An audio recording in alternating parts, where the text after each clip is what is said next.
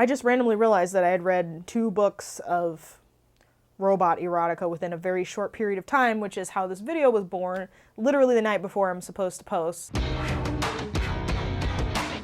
Hi, I'm Ariel. You're watching She Wants the Diction, and today is going to be an episode of Double Feature. I haven't done one of these in a minute, but the basic premise is that I review 2 books in one video, and they have to have at least one thing in common. So this time around I chose Love Machine by Electra Shepherd and Sex Machine, which is a comics anthology published by Iron Circus Comics. So, Love Machine.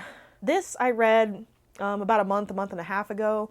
I think I was just kind of searching for something light to do like in between reads, and for some reason I was like Googling like robot erotica just because I wanted to know if it actually existed. And this is pretty much like the first result and one of like the only results that came up. So, of course, I was like, I gotta read this. It came up as being like $1 on Kindle, so of course I got it. The cover does look like kind of a cross between like Blue Man Group and Assassin's Creed. It's also relatively short. It's like 106 pages, which I think I read it in like maybe a day, so not long at all. This is like one of 4 in a series called like the Body Electric series. It's a pretty straightforward story. There's like this rich girl lives in a mansion. Dad passed away, kind of left her these like robot butler type things. Of course, like one of the robots kind of like gains sentience or whatever, and they start messing around. So like my overall impression of this story is like, I feel like I liked the story more than I actually liked the like smutty bits. I feel like it was really well plotted, and I was more invested into like finding out what happened with just Callie and Blue than like them actually doing it. Does that sound weird? I think that I would give it like 3 stars. I think a lot of the characters weren't really developed, but in an erotica novel, like, is that really a complaint? Like, I don't know. Like, all of the characters pretty much had like one dimension to them. Like, Callie was the party girl. Her sister was like this misunderstood genius who's also like socially awkward or just socially incapable, and then like her brother's just a huge douchebag, you know, like all the characters pretty much had like one trait to them, which is understandable in a story this short. I do think that the author gave Callie like a little bit more depth. I absolutely loved that she was not ashamed to like be with Blue, like that's the robot or whatever because he's bright blue, but she was not ashamed to like go out in public with him, like say that they were dating, whatever. Like, I absolutely loved her for that. Like, she was so open-minded, which I thought was cool. I thought the ending was going to be angsty just because there was sort of like this little scare where you think relationship's gonna implode, but I will say overall it was a happy ending. I don't really feel like the sex was just like very vanilla and like very plain. I honestly like expected a lot more from something this out there. I don't know. I feel like I've read fanfiction before. First of all, don't judge me.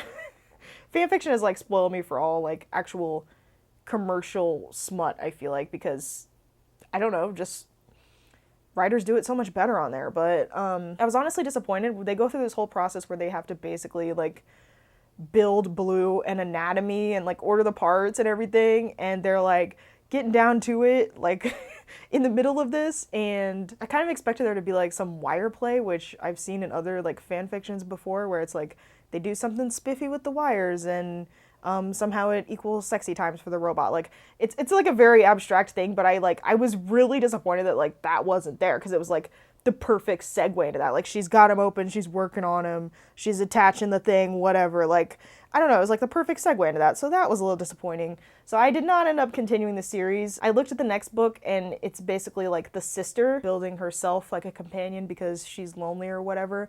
And I was just kind of like, I've kind of already seen this, and like, I don't know, I feel like the story is like just not that interesting. So Okay, now let's talk about Sex Machine. Like I said, this is a comics anthology that's put out by Iron Circus Comics.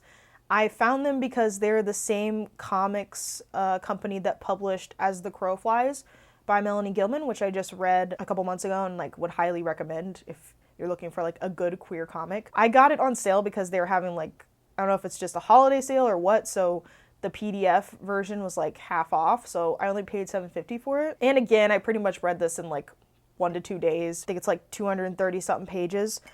But keep in mind, these are comics, so not a whole lot of actual text being read. The one thing I will say about this anthology is that there was a good variety of pairings and situations, and I feel like there's like something for everyone in this. Like, there was male, male, male, female, female, even like robot female, and then like all those combinations mixed with robot. So, I mean, it's not necessarily just robots, but it's like artificial intelligence, androids, AI, like any story involving that element. There's an artist called Fiona Staples who has a story in here. Hers is like the very first story, but she worked on the comic Saga. So if you like that art style, like I feel like you'll really enjoy her like smutty story as well.